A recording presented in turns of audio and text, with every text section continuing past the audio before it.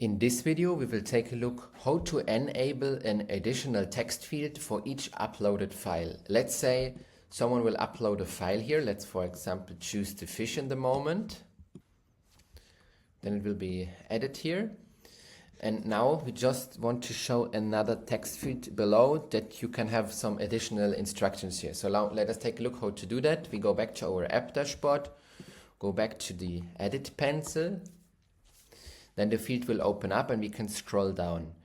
Now you will see that there is the section text field. You will open that, expand it, enable it, and now you see that there will be an additional text field. You can enter a heading, for example, notes. You can enter a help text. You can also say you want to enforce a maximum length, and you can also say that you want to require that additional information. In my case, it's fine like that, so we click the Save button.